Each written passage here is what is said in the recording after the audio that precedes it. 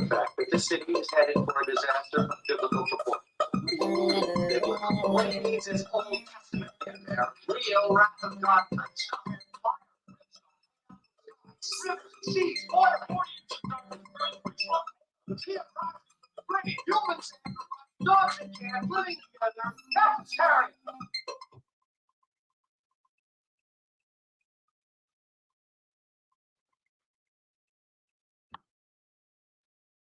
Beetlejuice.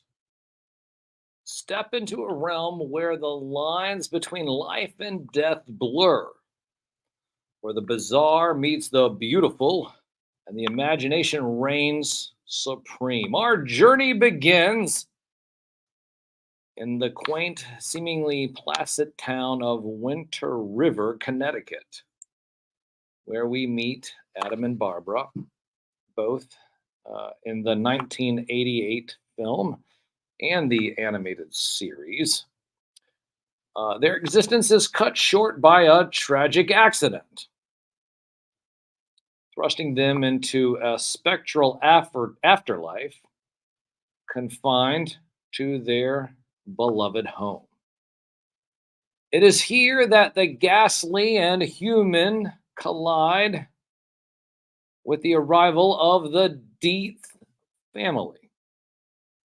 This family comprised of the commercially obsessed Charles, the avant-garde artist Delia, and the unique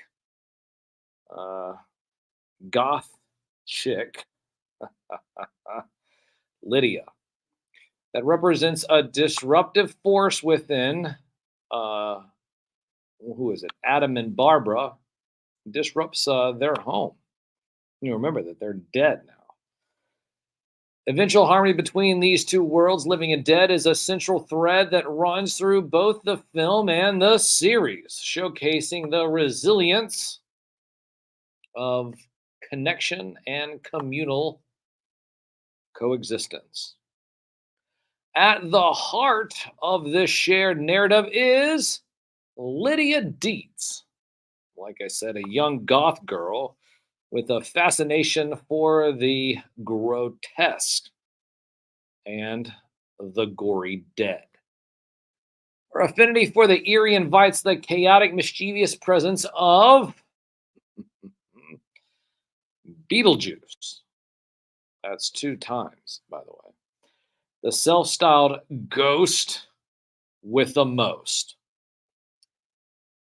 Beetlejuice, that's 3. Wait. Okay. Just making sure.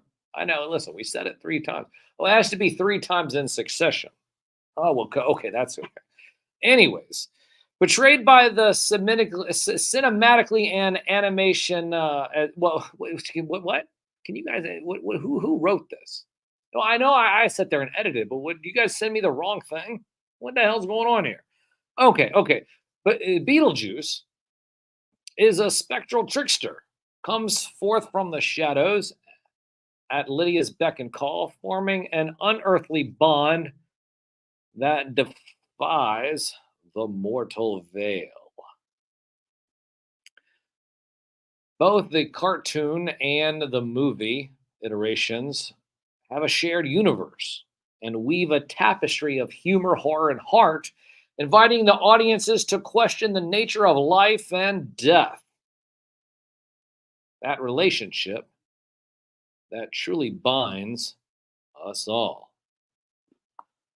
The irreverent humor, the vibrant settings, and the indelible characters showcase Tim Burton's unmistakable touch, imbued with a whimsical sense of wonder and dark comedic overtones. But there is a difference between the cartoon and the film and the cartoon.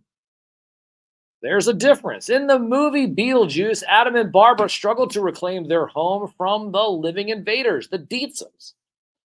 It is marked by certain grimaces, shrouded in dark humor, the somber realization that their own deaths, coupled with the spectral importance of it's like their spectral. Well, I tell you what. as a spectral being, you just can't stand the living. So what happens is that the whole film paints a portrait of existential dread, even as it's undercut by Beetlejuice's malevolent antics as a chaos-bringing freelance bioexorcist. The film navigates themes of identity, belonging, the fear of oblivion, all wrapped within a gothic aesthetic, uniquely Burtonesque. Can we use that? Can we say hashtag Burtonesque? That's a good one. The climax builds to a fever pitch with Beetlejuice bid to forcibly marry Lydia in a sinister act that is thwarted only by the selfless courage of Adam and Barbara.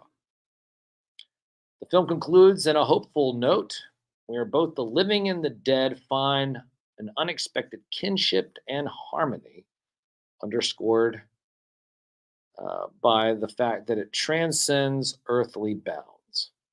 No, I mean, that's true. Now, when you think about the animated series, contrast with that for a moment, the tone shifts to a lighter, more whimsical avenue.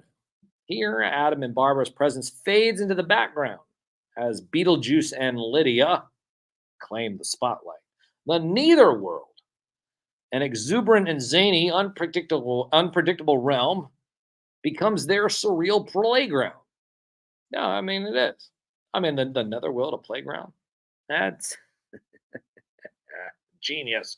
Beetlejuice's role transforms to from the malevolent entity into a jovial trickster whose misadventures, while mischievous, are primarily driven by comedic whims rather than nefarious plans. Their bond, of course, between Lydia and Beetlejuice, one of deep friendship and mutual respect, takes center stage as they both navigate in a plethora of fantastical escapades. The series introduces a charade of eccentric characters, from the skeletal Jacques to the tap dancing spider Ginger to a monster that looks like the Warner Brothers monster with a cowboy hat and a couple of pistols, and him saying, "Well, what's going on, you varmints?"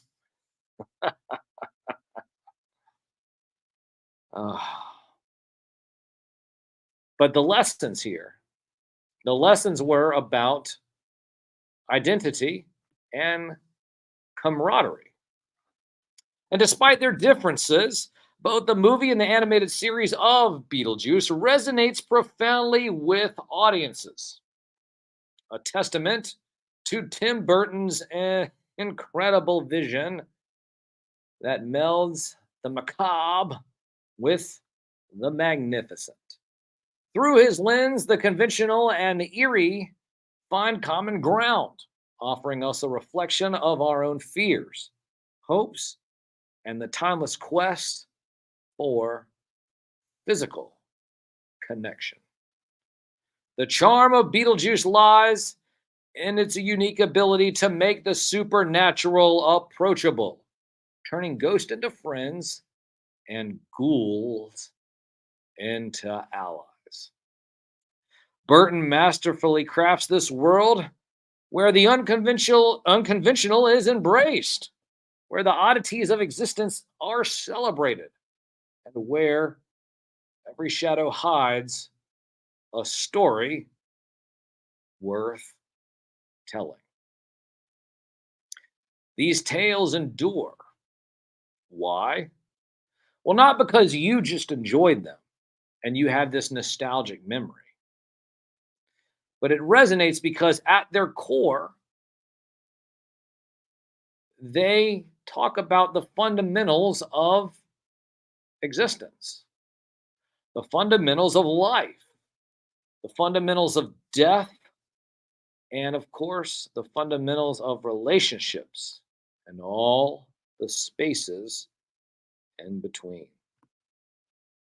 Lydia and her goth chick curiosity and Beetlejuice's rabbit charm invite us to ponder the mysteries that lie beyond our own perception, encouraging us to find the meaning in the undefined and the camaraderie in the unexpected. As we reflect on these beloved stories that Burton has graced us with, along with Michael Keaton and Winona Ryder,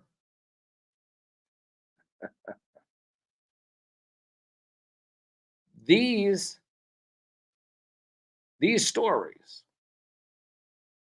help us celebrate the creative genius,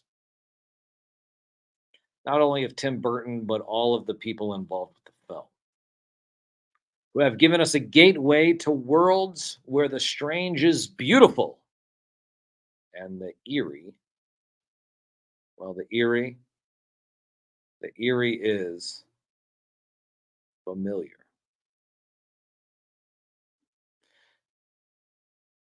In their forms, they remind us that no matter the realm, whether it be this one that we know and you humans know, well, I'm a puppet. Well, I'm living in a different frequency, but at least we're all here together.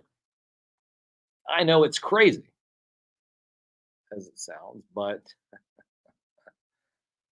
we all have connection here. Our shared experiences, the laughter, the tears, and the fears. Not tears for fears. Although we do know that Beetlejuice probably does want to rule the world. But above all that, friendships. Friendships is what makes us all whole. Beetlejuice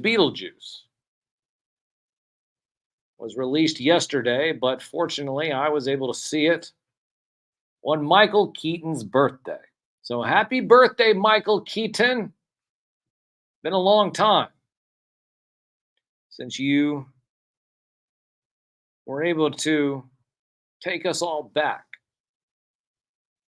into the neither world. But really the only thing we had to worry about were sandworms. Can't stand sandworms. God bless. You know what? They're the worst.